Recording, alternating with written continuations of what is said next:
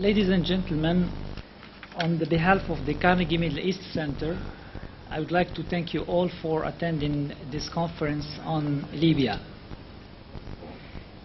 The fall of Qaddafi regime in Libya presents an unprecedented opportunity to build, not to rebuild, but to build, construct the country and completely shape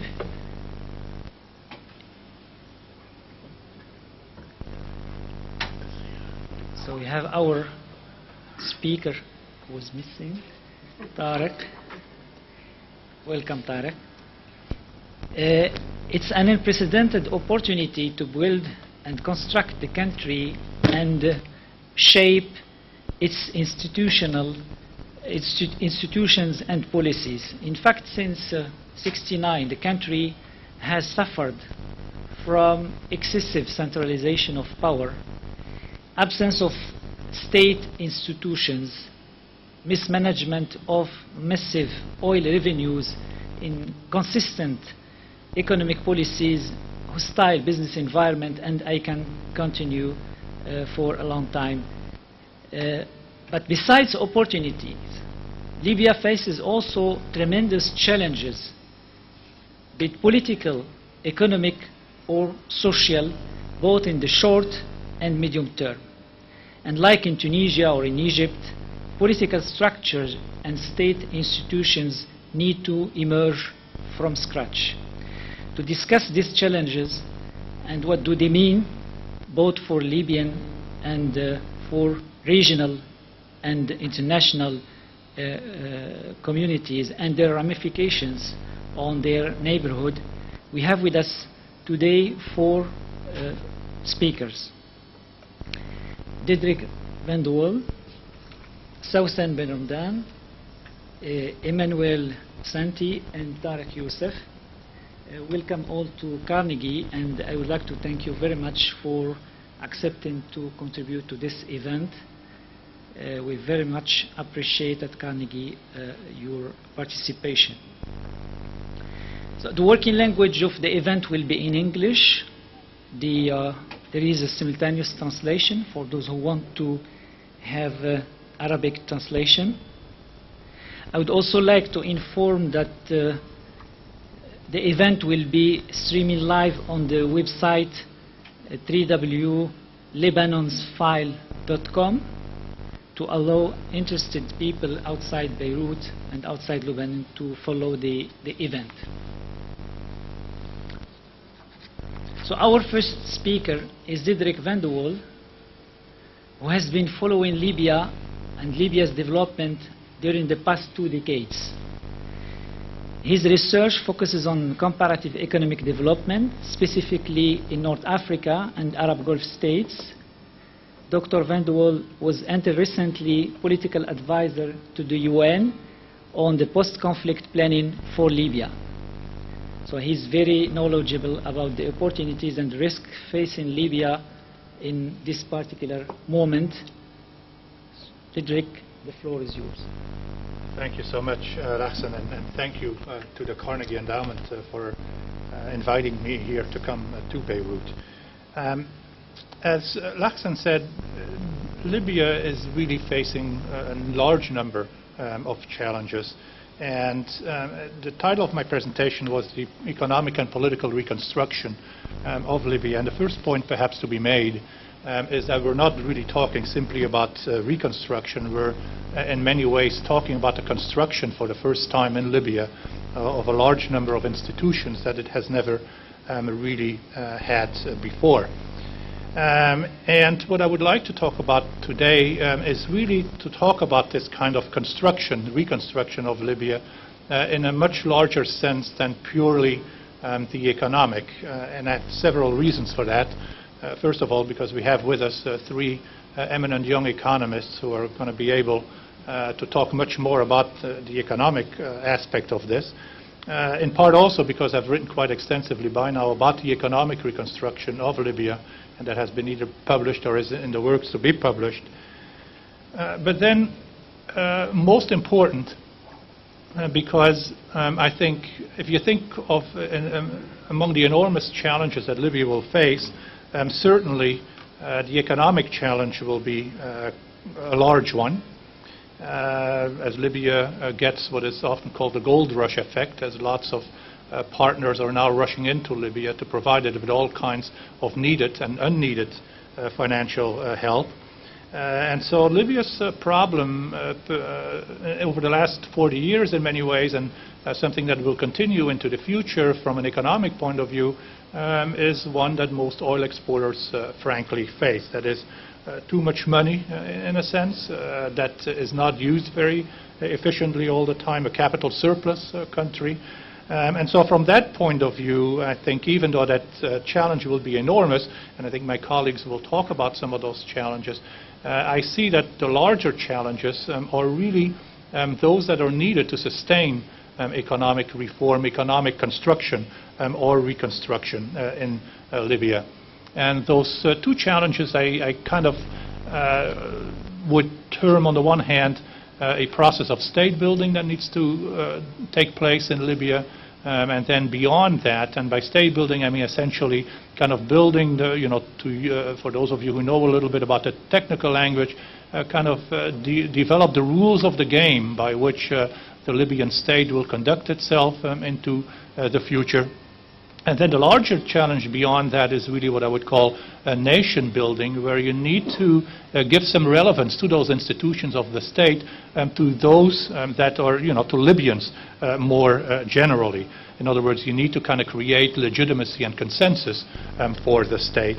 Now, for all of you who know a little bit about Libya and who know a little bit about the history of Libya, you know that Libya, for all practical purposes, has seen very, very little, either in terms of state building or in terms of nation building. It really goes back all the way to independence in 1951, but it certainly was measurably added to by the Qaddafi regime, which, as you know, and as Lachsen mentioned in his introduction, was really very deliberately intent on destroying the modern institutions of the state, thinking all the way back, from extractive institutions, taxation institutions, and in a sense what you had in Libya was a very, very lopsided state that, as I described it in one of my previous books, really became what I call the distributive state, that is, whose principal economic purpose was to distribute the money that was made to maintain a kind of a social contract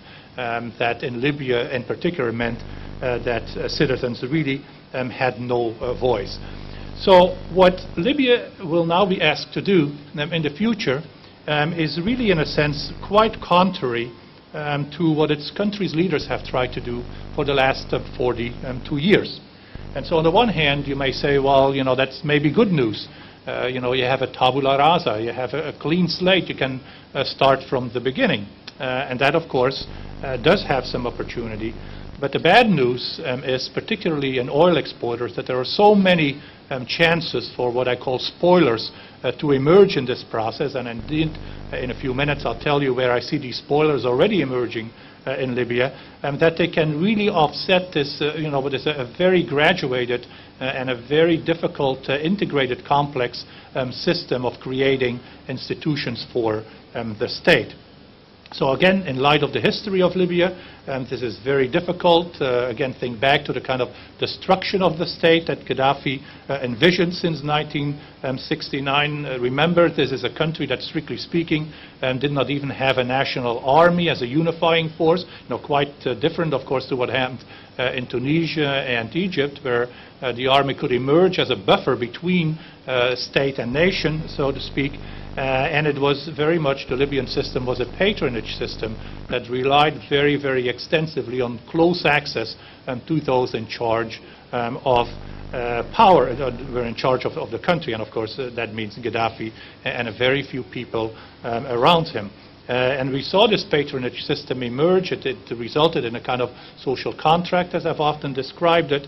And particularly during the last decade, when Saif al-Islam, the so-called reformer of Libya, really tried for the first time to introduce some changes. What we saw, the last decade in Libya was really very important because it showed you how strong the resistance was in the country to any kind of reform that Saif al-Islam and some of the people around him were trying to advocate, in part, I should say, for their own economic purposes. And so what we've seen until now, since the conflict started in February, and we're now at the end of September, let's say roughly a 6-month period, is that the civil war, of course, has effectively hidden a lot of these deficiencies. Everybody was very interested in ousting the regime itself. There was very little criticism until very recently, and I'll come back to this in a minute, of those that were leading the effort to overthrow Qaddafi. And so kind of in the euphoria of the victories against the Qaddafi regime, a lot of these fault lines that had traditionally emerged, and I think that Tarek will talk about in greater detail in his presentation also, really were kind of submerged amidst all the chaos of the civil war that was taking place. And so in this chaos, you saw the beginning of what was really a kind of an embryonic effort for the first time at creating that first complex kind of process that I described that I named state building. And that is the Transitional National Council, the TNC, as I'll refer to it, really emerged amidst this rubble of the civil war. I think you know most of the important personalities: Mahmoud Jibril, Mustafa Abdel Jalil, and then the man I'll come back to in a minute, Abdel Fattah Yunus. All these kind of national figures that emerged. And when the TNC emerged, the major questions that it had in front of it really was, first of all, to what extent did the TNC really represent Libya? If you want to talk about the creation of national institutions that the TNC kept talking about, did they truly represent Libya as a whole? You may remember that in February, right after the unrest started, that everybody pledged allegiance to the TNC. But again, that started breaking down after a few months. The second question was, did the TNC truly have the ability to build capacity, as the United Nations likes to call it, to create these kind of new state, and beyond that, the new nation that Libya would need? And then the third question really was, and again an unresolved question today, to what extent could the TNC or its successor regime eventually to come really accommodate some of those that had thrown their lot in for so long with the Qaddafi government. And of course, one of the problems is that in a system, in a dictatorship that has persisted for 42 years, that very, very few people, unless you left the country physically, very few people could not, in a sense, cooperate with that regime. Well, as the TNC started thinking, and I followed this very closely, about creating some of these institutions that could be used in a post-Qaddafi situation, they created for that purpose a large number of groups and kind of proto-institutions, if you want to. The most important one being the Libya Stabilization team, and that emerged or that worked primarily in Dubai, and that in July came out with the first kind of stabilization initiative for Libya. At the same time, the TNC went through all the kind of elements of state building that we in the West take for granted. They started thinking about a constitution. There was an enormous amount of debate in Benghazi at the time about the constitution of Libya, how it, what the kind of election system should be like, allied to it. There were lots of scenarios that the TNC went through about what do we do, for the first 2 days once the Qaddafi government falls, what do we do in the first 100 days, and so on. All the kind of scenarios that are normal in these kinds of, post-Civil War situation. And then, of course, there were plans for a parliament and for elections, and there was an enormous amount of discussion within the TNC on what would happen to the members that were actually members already of the TNC, whether they could run for office or not. All of this was eventually hammered out, and the TNC, in a sense, was on a roll, so to speak. It really did quite well until the death of Abdel Fattah Yunus. Now, you may remember that Abdel Fattah Yunus had been a military commander for Qaddafi, who had then thrown his lot in very, very early on with the opposition, but despite all that, of course, remained very much a disputed figure in Libya, and particularly in the eastern parts of Libya. And when Abdel Fattah Yunus was shot, the TNC at that point held a conference and argued, first of all, that this was the work of a Qaddafi faction that had assassinated him. What it turned out, of course, very quickly, that it was actually a militia on the rebel side in Benghazi that had been responsible. And I mentioned the Fattah Yunus assassination or killing in part because it became very, very clear right after the assassination, these kinds of fault lines that had laid submerged during the civil war. First of all, there were major fault lines. It was suddenly, or not so suddenly, the United Nations had done a lot of work on this, discovered that the military units in Benghazi itself were fractured. There were more than 40 militias in the time at Benghazi. By the time you got to Misrata, and remember, Misrata is important because it suffered tremendously during the civil war.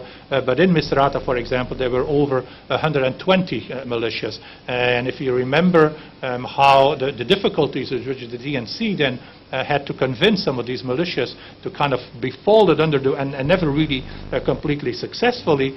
It was one of the first indications of kind of the disruptures that were to come down the road. Remember when Jalil gave the press conference in the aftermath of Fattah Yunus's death, that he was surrounded by tribal leaders. There was not a single member of the TNC in the room, and at the funeral the next day for Fattah Yunus, again the same thing.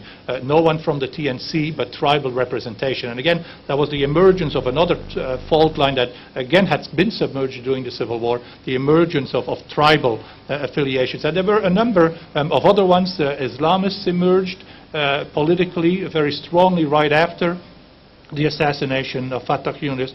The young people that had fought in the actual battles versus those that had been in Benghazi, Libyans inside the country versus Libyans outside the country. And so it looked immediately, almost in the aftermath of the assassination, and certainly within a couple of weeks, that the TNC showed all the kind of fractures that would eventually perhaps have resulted in a complete breakup of the TNC. No one could really have predicted it. In part, and I should also say, you may remember that the cabinet was asked to resign as part of this, in the wake of this assassination, and was never really reconstituted. And the TNC, in a sense, was held by the fact, of course, that it was at that particular point in time the Western rebellion in the western part of the country, again the emergence perhaps of another fault line that then carried the rebellion into Tripoli, and very, very quickly, against almost all expectations, was able to overthrow the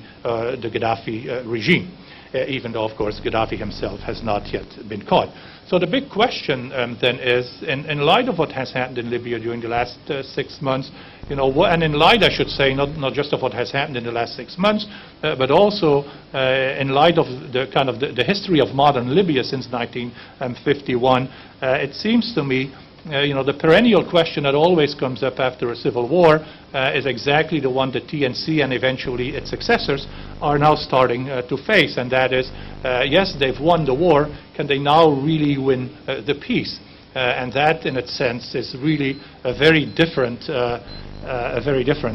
way or a very different challenge that they are facing now. Now, my point is simply, by means of conclusion, that in light of the history of Libya, I think we should be pretty cautious about what we can expect in this kind of reconstruction of the country.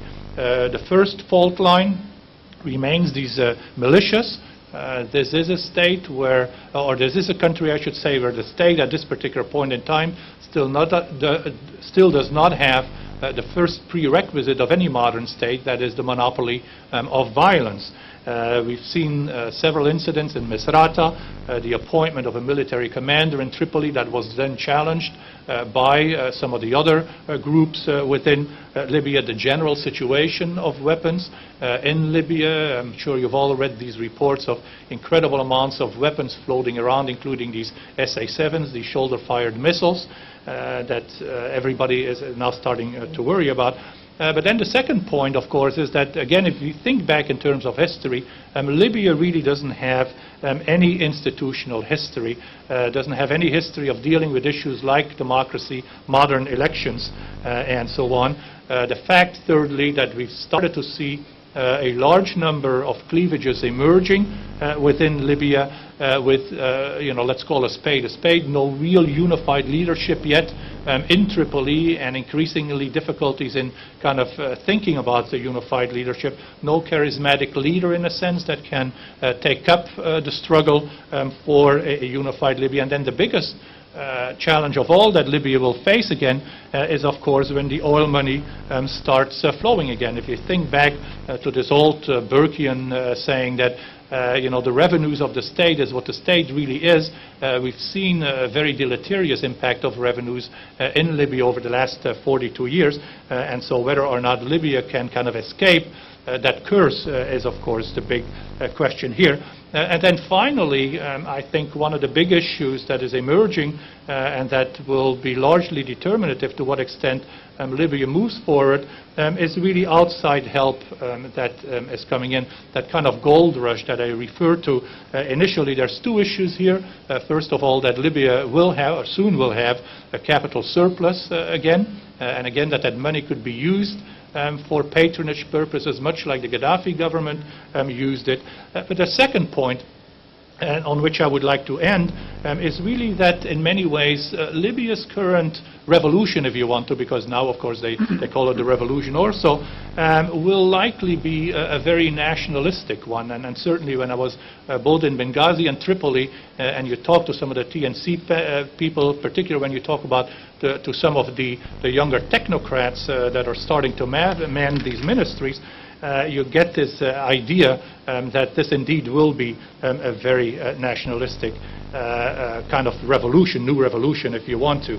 And so a lot of the, from an economic point of view, a lot of the traditional models that have been suggested by multilateral and bilateral lenders so far to Libya, including the World Bank, are likely to be challenged by the Libyans, particularly if they focus very extensively on Western-style governance practices. The second point is that the model of an economy based primarily on liberal principles and guided by a democratic political system, the way the advice is now being given to Libyans, may be a very long way off, if indeed it will ever emerge in the country.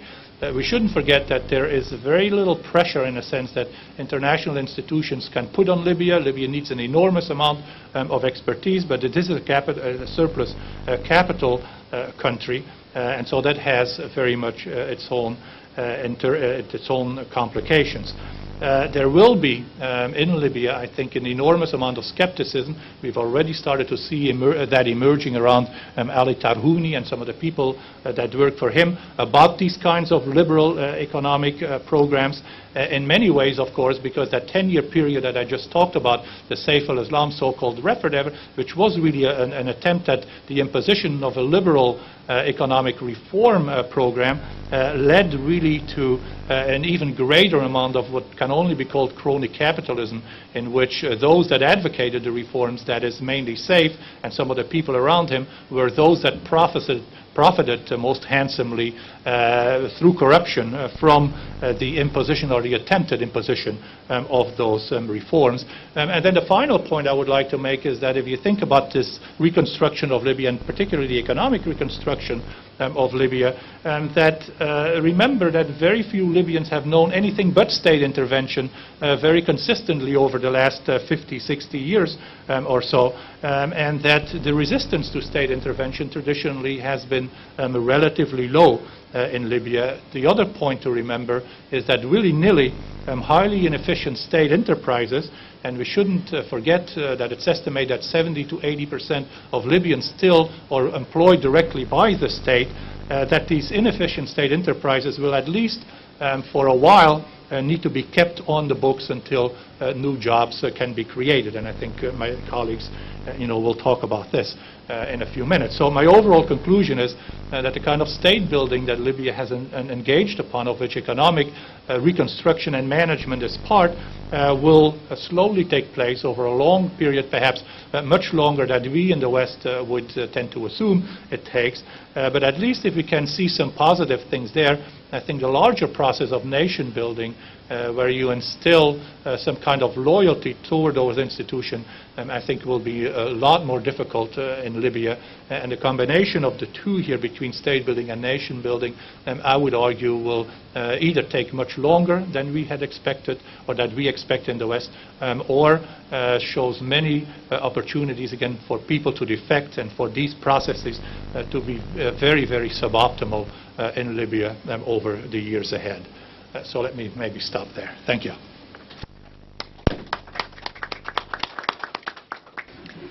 Thank you, Diederik, for this enlightening and very dense presentation. I think that you underlined the issues of state building and starting from a situation where there is no real modern institutions, but at the same time you mentioned the heavy and huge legacy of the Qaddafi regime that needs to be managed, and financial resources, even though available in the Libyan's case, will not be sufficient to solve all the issues, and there are a lot of political and social challenges that need to be addressed. We are going to come back in the presentation by Tariq to the political economy of Libya again, but let me now give the floor to Manuel and Sousan, who will be presenting the regional impact. Libya is a country with a lot of problems inside, but also with ramifications on its immediate neighbors, especially Tunisia and Egypt. And Sousan and Manuel will give us a talk on the regional impact on Libya's conflict and now the new situation and opportunities as well for the neighborhood countries.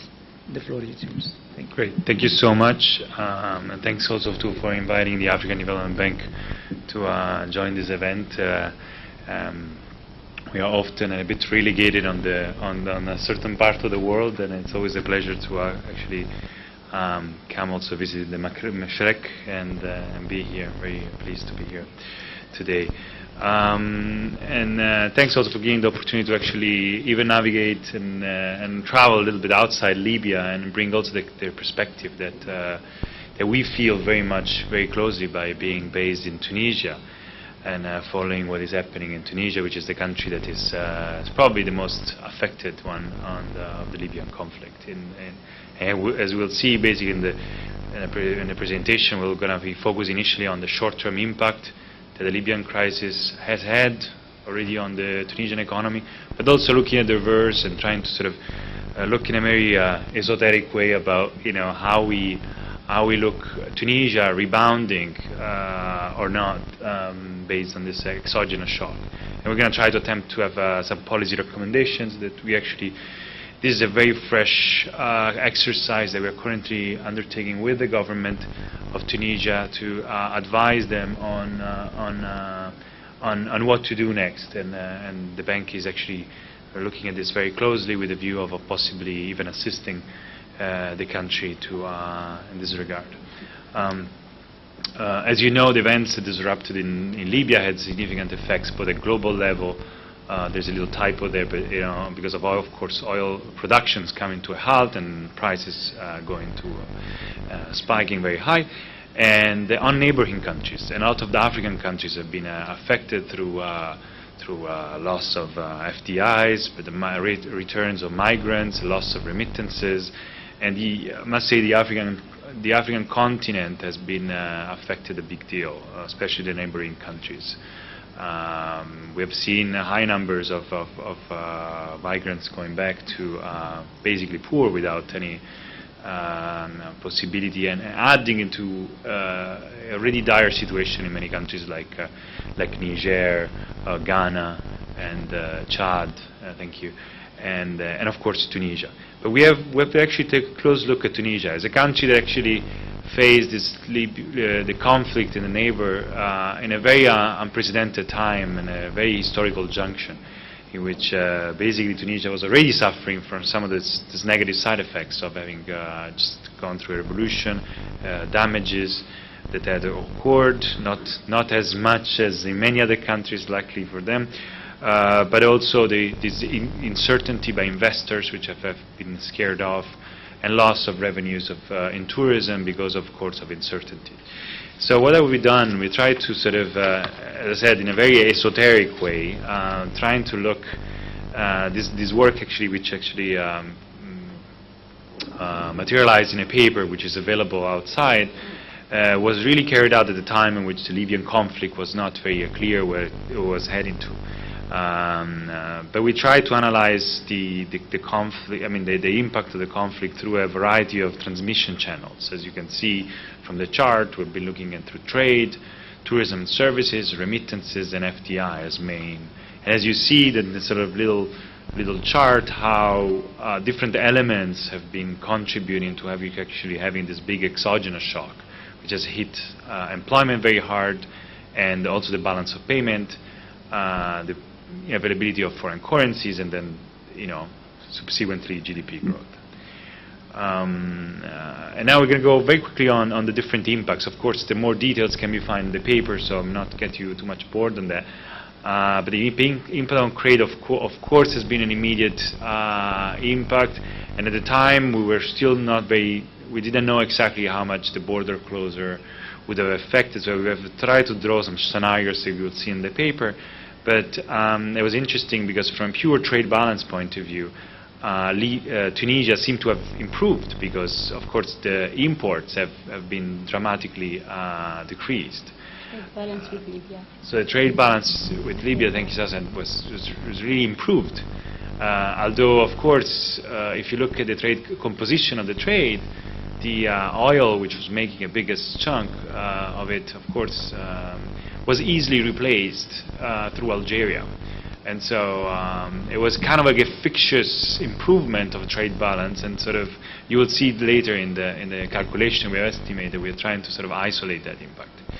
Now, the impact on migrations and remittances, according to official data, there were 92 Tunisians working in Tripoli, in Libya, according to the data provided by the embassy. But of course, we all know that the data of migrations are generally to be revised upwards in the reality. At the time of writing, half of those migrants were returning back, and their estimated loss of remittances ranges from 50 million dinars, which is about 25 million euros, to a higher case scenario that we actually estimated of 125 million dinars, so equivalent to 75 million euros. So just to get a sense of the impact of having new unemployed in a situation of a radio crisis, plus, of course, loss of remittances on which families, villages were actually depending on. We go to the impact on FDI and banking operations. The countries were really at a time in which they were really strengthening the relationship. And Libya was the fourth largest Arab investors in Tunisia. Over 30 Libyan companies were actually operating. There were plans to actually increase the capacity of investment to up to 2 billion. Conversely, Tunisian investments also exceeded 2 billion dinars, about 1.5 billion US. So the impact was quite sizable, although very difficult to actually anticipate on the longer term. The impact on FDI and banking operations, Interesting enough, of course, despite the freezing of the assets and actually stoppage of virtually all Tunisians' investments in Libya, the impact of the crisis on a net balance was actually positive because of a lot of cash actually flowing from Libya to Tunisia and creating a big liquidity. But of course, that was a very short temporary effect. Then here we have a really simply, there's a little forecast on the macroeconomic impact. We will not go into greater details. As I said, the paper is there. But we estimated that the total impact was between plus and minus. You will see also there is a plus, which is a consumption. Indeed, the flow of Libyans in Tunisia actually created also a consumption spree, which we try to calculate as a positive impact. So, despite the positive impact and the positive impacts we just mentioned on the investment, the net effect that we calculated is at 0.4 percentage points of GDP, which led our estimates to actually be revised downwards to 0.7, which is much closer to reality now and way far away from what earlier estimates on the Tunisian GDP growth, namely by the IMF and the World Bank, were pointing to. So what are now is reversed. Seems the situation is reversing with a lot of uncertainties. What are the opportunities out there? I mean, of course, Tunisia is naturally placed to benefit from the proximity, geographic proximity, language similarities, historical relationship, including, and I'd like to strengthen that because that has been a critical point, the amazing support the Tunisian government and Tunisian people, have given to the Libyan refugees by welcoming without really complaining much, like other countries on the northern shore of the Mediterranean, by receiving 800,000 people crossing the border, out of which many of them Libyans, which actually found their residence in Tunisia even. And without necessarily finding conflicts. And that's the amazing experience of actually living in Tunisia, where you can see several cars with Libyan plates and which are actually making the traffic horrible, but no one is really, because no one is really complaining. I mean, we're simply doubling the traffic, and it's okay. So what are the opportunities? The government made an estimate. Actually, we're working very closely with the government on this, and they made an estimate that Libya could absorb up to 300,000 new jobs, which is actually quite important for a small country like Tunisia, which actually has a quite sort of high number of unemployment, but small in the population of only 10,000 people. And so the capacity to absorb, Libya could potentially absorb both skilled and unskilled labor. Tunisia has also the resources to actually leverage on its capacity for technical cooperations program, services in utilities, architects, engineers, health services. Was already one of the services in which the Tunisians were excelling. About 70% of Libyans were reported to actually come in a way or another to Tunisia to seeking for health care and education. And there's already experience of technical cooperations with GCC countries, with African countries. So there is a lot of room for even more institutionalized cooperation in the health and education sector, but also bringing skills which Tunisia has a lot of, as in abundance, like ICT. And of course, we talked about international cooperation. Of course, investments, there's opportunities on both sides. We will not go into details. And of course, trade. And here is a good news. Since the opening of the border, those data are just fresh coming out of, thanks to South, since made a miracle in actually fetching them out from the Ministry of Trade just before coming here. We already see a big spike of export from Tunisia. Some of them are re-export of products which actually transiting through Tunisia for purely logistical reasons. So we still have to assess the details of this, but I think that trend can be sustained especially from some products which, as you know, do not travel very easily, like cement and agricultural products. But what is the big ticket item? That's the vision we're trying to sort of help formulate. The big ticket item is really the possibility of having a deeper economic integration between the two countries, given all the complementarities. And it's fascinating that we really, some people may think that we are really talking nonsense here and talking way ahead of time. But if we look at the European Union and its whole reconstruction, the idea of putting the countries together, which came after a conflict, it came after a sort of a shared experience. I think there is no better time than now to think about those two countries, which actually benefit from great complementarities, which have worked together, were collaborated, and they had a similar, yet with all the distinctions, similar historical junctions politically to actually come together. We can see and distinguish also in line of what's also the government's jargon on this, three different phases. The first, humanitarian aid phase, in which the government is making very clear that they don't want to be opportunistic about entering Libya like some, but actually to worry about humanitarian assistance. So actually, thanks for reminding that the task force has been set up in the government that sits right below the Prime Minister to actually look at those issues, and their main focus is, and we heard it loud and clear, the big focus is humanitarian aid at this point. There's going to be a second phase, which is going to be about economic transition, and then we see a third phase about deeper economic integration. The two countries already benefit from virtually free trade agreement, but there is scope for further integration through creating really common economic space and labor mobility. That would be a key. So it's really the strategy forward that the government is really looking into is really to start by building trust and giving all the assistance, and then eventually reaching mutual benefits without front-loading the opportunistic, the focus on opportunities. So I'm almost done. And what are the policy recommendations? And we already started discussing some of those with the authorities. There seems to be a consensus that Tunisia needs a comprehensive roadmap of how to take advantage of the proximity, how to take advantage of this, how to be prepared. Of course, migration will play a big role and could be an important response to an unemployment situation in Tunisia, but it will need to be prepared through planning of measures, systems to accompany labor, such as job fairs, but also other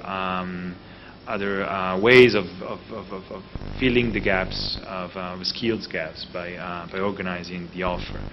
Tailored support to Tunisian companies, UTICA, the main patronat, how do you they trade, well, the private sector. The private sector organization is actually planning to open a branch in Tripoli.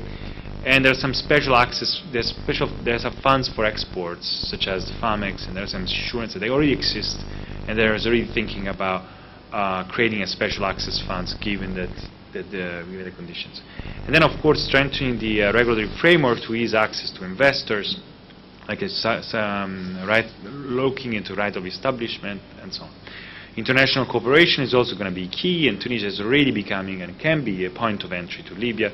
There's already an experience of triangular cooperation, which is actually just being initiated now with France, which is using Tunisia as an entry point to a market that France is not so closely associated for the time being, but will be. And the key that we're actually putting forward is that all this work needs to be done in collaborations with the private sector. Public and private sector need to work together. Some caveats, just to cool off some of the excitement that we may have generated in this room, is that Libya will not be the panacea to all Tunisian problems. Tunisia will still have a lot of work to do in-house to solve some of its governance problems, some of its competitiveness problems, and address directly the unemployment, which is very high and is not it cannot be only solved by Libya. Tunisia also needs to improve its logistic performance to really become the gateway to Libya. Up to now, Tunisia actually ranks only 61st out of 150 in the logistics performance index, and there are still some problems. Infrastructure is good, but trade facilitation is still pretty much deficient. Today, carrying a container through the port of Rades may take up to, I think it was 15 days or 13 days, which is basically a sub-Saharan African average. So I think, but conversely, the experience of, and sorry if I'm taking a lot of time, but this is an interesting anecdote, the excellent experience of Ras Shadir and the way Tunisians, which just before the revolution had just created. Is the Libyan border. Yeah, and then it was just really the state of the art for logistics. They had just had created, and that state of the art border from a logistics point of view helped actually Tunisia also manage the flow of the unprecedented flow of people. So the importance of looking at trade logistics is really a key to tackle different issues. And then of course Tunisia needs to be very realistic and with vis-a-vis the competitions. Tunisia cannot compete with Western countries, especially with coming with these big oil companies, but can work in collaboration to provide, for instance, the human resources to feed this new oil, new or old restarting of the oil activities. What are the next steps? Just for information about this exercise, and then we finish here.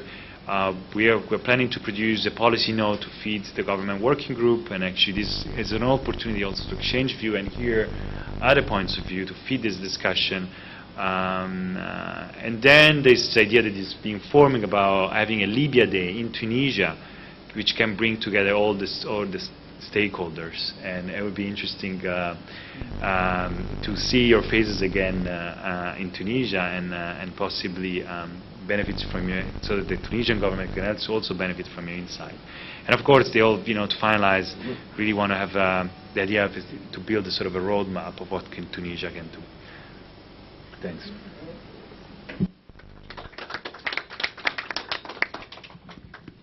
Thank you very much, Emmanuel. I should have said that Sausan and Emmanuel are both in the African Development Bank based in Tunisia, and their work focuses on regional integration, and they are following both Libya and Tunisia. And one key message from your presentation is that these Arab Spring, and particularly in Libya and Tunisia, Egypt, is also providing room for rethinking regional integration. For Arab Maghreb Union, which exists from '89, when we look at the intra-trade among Maghreb countries, it's very, very low. It does not exceed 3% of their total trade. So this means that we are starting from scratch almost, and there is a lot of opportunities, be it in terms of trade and integration, but also mobility. Diederik said the issue of human resources in Libya, and with the educated unemployed in Morocco, in Tunisia, and also the potentialities in Algeria, there is room once you have these political and institutional obstacles, much more than real obstacles to trade. Once these issues will be solved, I think that there is a large room and very exciting thinking about the future of this regional integration. Exactly. Exactly. Exactly. So thank you again for your presentation. Last but not least, our final speaker here is Tariq Youssef, very difficult to follow, a leading economist currently CEO of the CELATEC, after serving as the founding dean of the Dubai Government School, of the Dubai School of Government for 5 years. Tarek is also a senior fellow at the Brookings and chair of the World Economic Forum's Global Agenda on the Arab World. He has extensively published in international journals and continued to conduct research on youth inclusion, political economy of policy reforms, and above all of that, he is Libyan. So we are very proud to have him here to give us his thought about the situation in Libya and the future of Libya. Thank you very much for being with us. The floor is yours. Thank you, Hassan. Thank you to Paul, to Carnegie for hosting this event, for inviting me, and for giving me an opportunity to speak about Libya. It often happens to me when I speak about Libya that you realize on an issue in your own country at a particular difficult moment when there's so much at stake, emotions and analysis, sense of history, hope for the future, all come together and make the presentation of a structured, standard, academic, policy-oriented talk rather difficult. And I would say, like most Libyans, and I hope there are some in the room here, this year has been an incredibly difficult year for us at the personal level. Coming to terms. It's been a great one. It's been a great one, Brahim. It's been a great one. I say this because while we, I think, have fears about the future, uncertainty about what is taking place, and concerns, many of them were summarized nicely by my dear friend Derek, we also have a sense of hope and renewal in a way that many of us have never had. And I think that is in itself an important foundation on which we can discuss Libya and begin to think through a lot of the issues. I also wanted to thank Carnegie in particular because just a few days in Beirut, in the middle of a discussion about Arab human development issues, it struck me that the Libya story itself, whether under Qaddafi or at the moment, and Libya's own history and its own experience, how it fits within the larger fabric of what we know the Arab world to be, Arab history, Arab development, is largely an untold story. It is one that has been incredibly distorted by the imagery of Qaddafi and those around him, and those who may have written and peddled projects and ideas associated with him. So for Carnegie to host this event was especially in light of the heated discussion one had a few days ago where I think I at least developed a very strong sense of anxiety at the moment when I felt that perhaps a significant segment of the Arab world may not be aware of what was taking place and what is taking place at the moment. And why, in fact, Libya, and this will be my first point here today, fits very much within the larger phenomena of the Arab Spring. Libya, what took place in Libya, and what will happen in Libya is not an externally driven project. Our neighbors to the west need to come to terms with this and accept it, and need to recognize that this was a hard-fought, bloody, ugly, and painful war of liberation that couldn't have attained its goals without resorting to the only language possible at a moment in time when the opportunity arose, and after 42 years of immense political repression. Now, the role of the outside world, intervention, legitimate, not, repeatable elsewhere or not, is something we can debate. But I think an important entry into thinking about Libya that it does fit within the broader phenomena of the Arab Spring. And I don't think Libya would have taken place, or the new Libya, or the hope for a new Libya, if events in Egypt and Tunisia did not go in the way they did. Absolutely. And it is also the case that the victory in Libya, in my own humble opinion, is probably creating new expectations in places like Syria and Yemen as to what tools and options they may resort to should the paralysis of the moment last way too long. I think it is that framing of it that also allows one to maybe discuss very much more constructively and much more regionally the challenges of Libya moving forward in the future. If you accept the premise that what the Arab Spring is about in many ways is about political change, political transition, economic transition, then Libya, Egypt, and Tunisia will face similar problems, depending obviously on different initial conditions that each country comes to the table with. This is not a trivial issue, I would also add.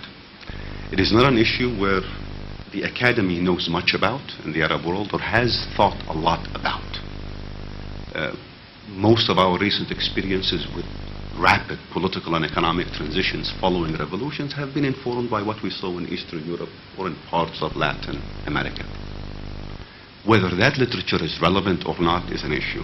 How much of it is relevant or not is another issue, but that, it seems to me, is the core question at the moment facing Arab societies, facing the new elites, and facing the outside world as we observe the continuation of the Arab Spring, namely these emerging economic and political transitions.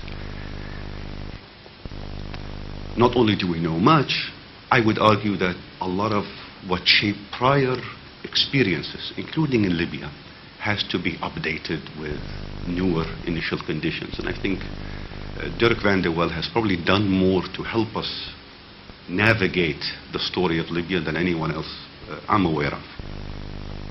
Meaning,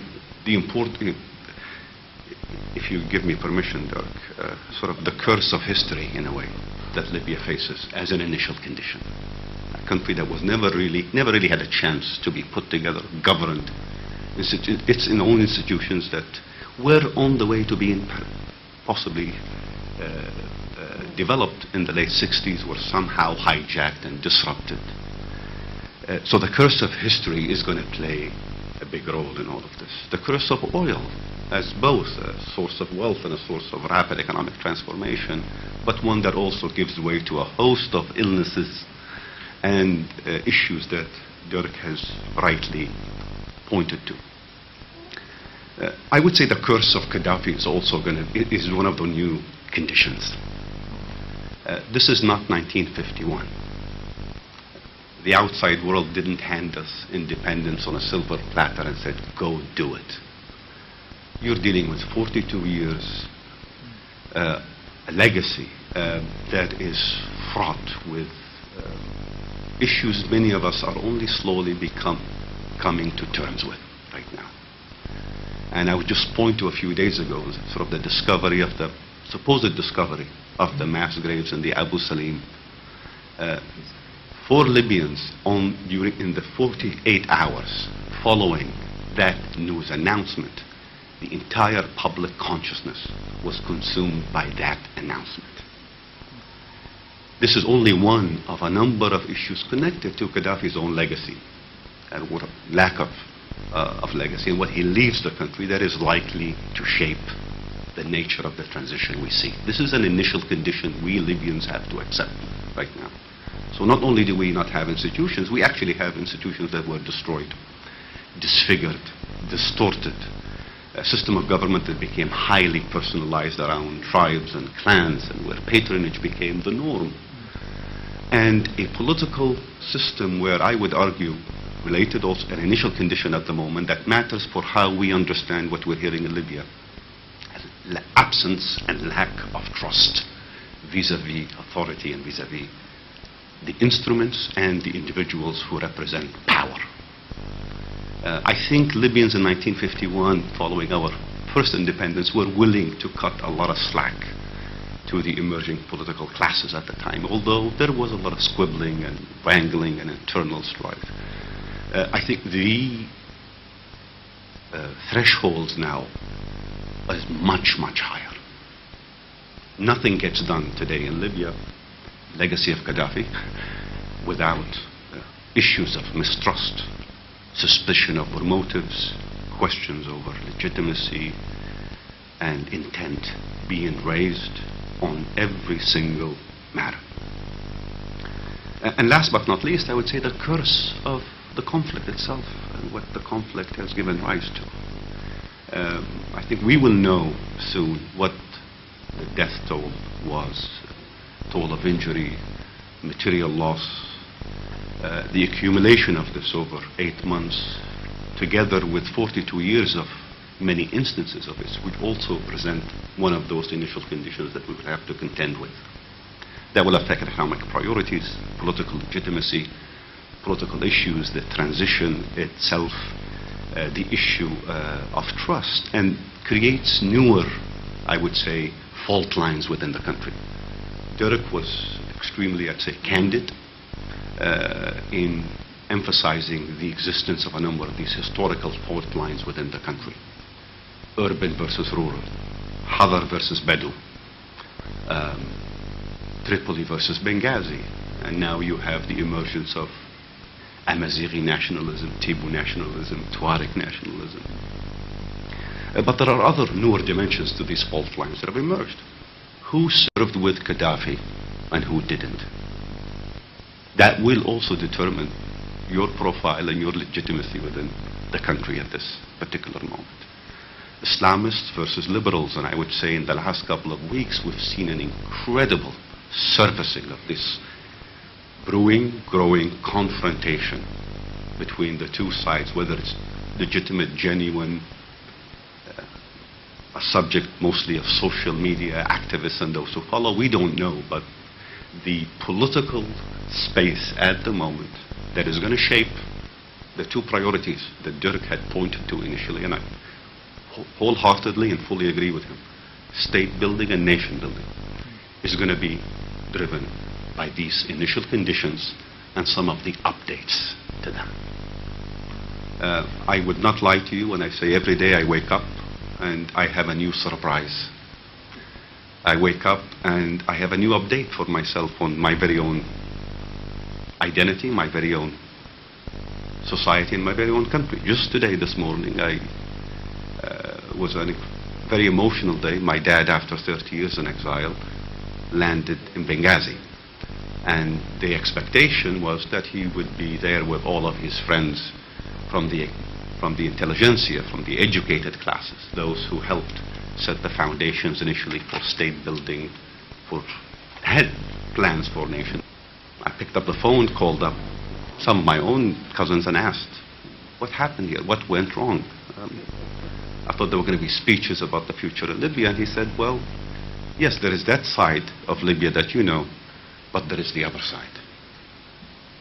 Libya was always, still is, and maybe now more so than ever, a tribal society.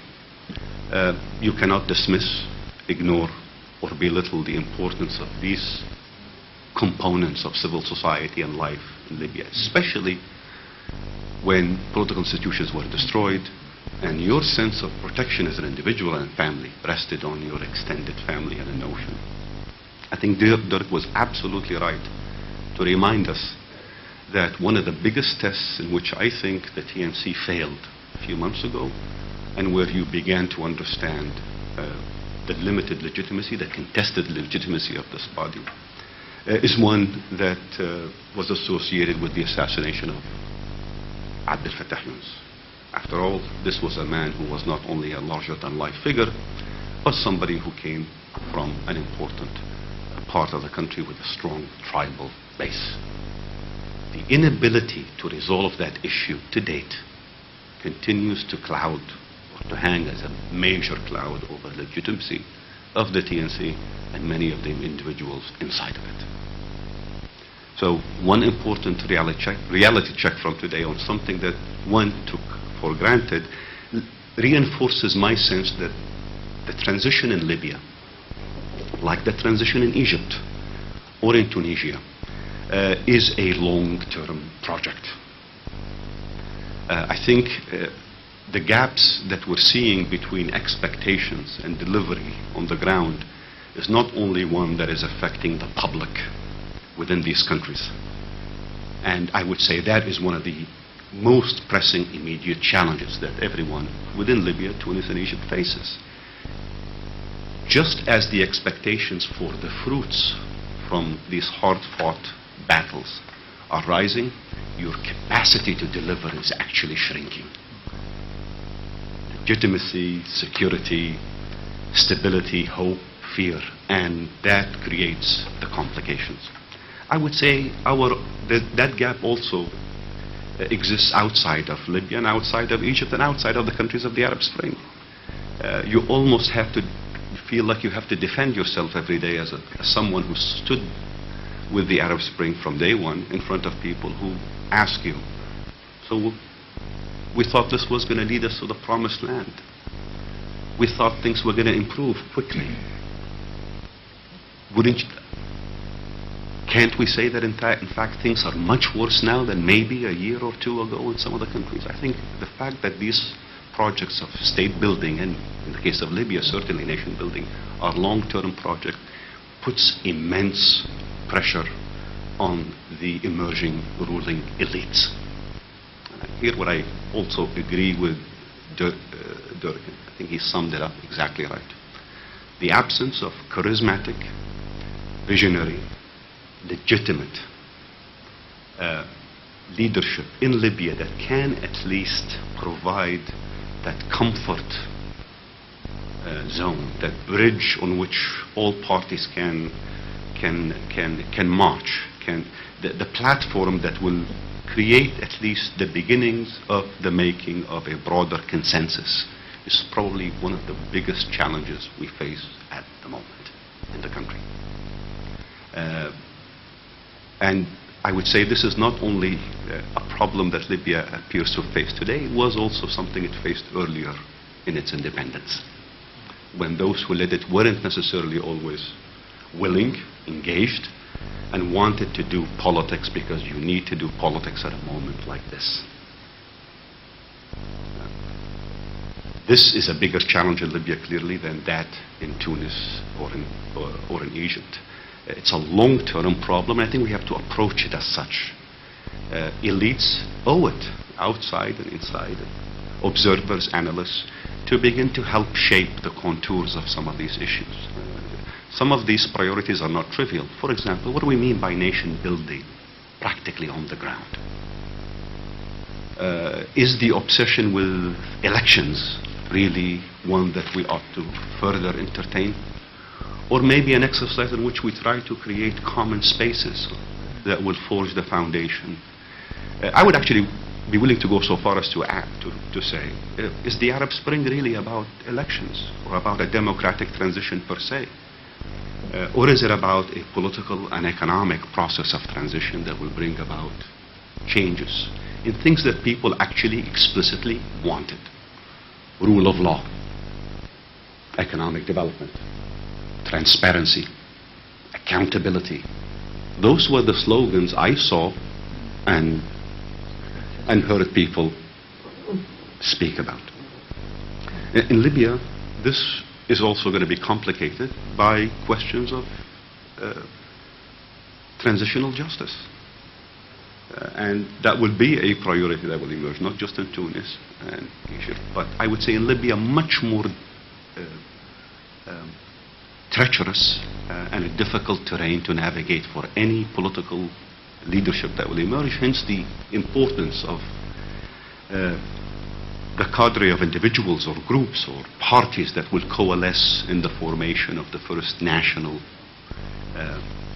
conference that will help put the country on, I would at least be the first step towards forging a common national consensus. If these democratic transitions are new and they're being informed by new initial conditions within these countries, including in Libya, they're also taking place, let us all remember, in a difficult international arena. This is not 2000. This is not even certainly not 1989. The world has changed. The ideas for what constitutes good practice in public policy or in public administration is not the same ideas that I think we accepted or took for granted just a decade ago. This applies even more, in my view, to the economic space. The models that Dirk alluded to earlier are now much more contestable and open to debate than just a few years ago. Now, we might come down to the same models, we might come down to the same policy prescriptions, but all of this is now taking place in a contested global international environment of ideas, of resources, and in the middle of the worst recession since the Great Depression. The ability, the capacity, and the willingness of the outside world to engage, and by that I'm not only referring to the outside world in terms of Europe and the US, the region also at large, is also going to be one of the limiting factors. All of this leads me to a conclusion, and I apologize for taking a lot longer than I should have, that these are long-term projects that need to be thought of as such, sold as such. The primary immediate need in a lot of these countries, including in Libya, I would say especially, is to resolve restoration of public services, creating areas of trust, restoring faith in politicians, in those who speak for authority, being transparent, being open about the process that's going to lead ultimately to the goals around which a national consensus will be forged. More so in Libya, I would say, than in any other country. Let me just end by saying the following. And I've said this, I think, in other places. I cannot imagine a scenario, a realistic scenario for Libya in the future, with all of the uncertainty, with all the dangers, with all the political wrangling and infighting that will take place, and will get probably nastier in some areas and uglier. I cannot imagine a future Libya that will be worse than what we had at the end of 2010. That must be also one of the important foundations for approaching the future. That it's all about building a better future, but one hopefully that will have better foundations, that will have more sustainable outcomes, and one, and I go back to Dirk again, that will be able to resist the curses that Libya has faced in the 20th century as it begins to build a nation, a strong state, and be again, and I like the term of Libya becoming more nationalistic. Yeah, Libya needs to be more Libyan, more Arab. It needs to play the role that it should be playing on account of geography and history and initial conditions and its ties with Tunis and others. That would be the Libya that I think we all want to see. And I'll just stop here and say thank you for being with us today.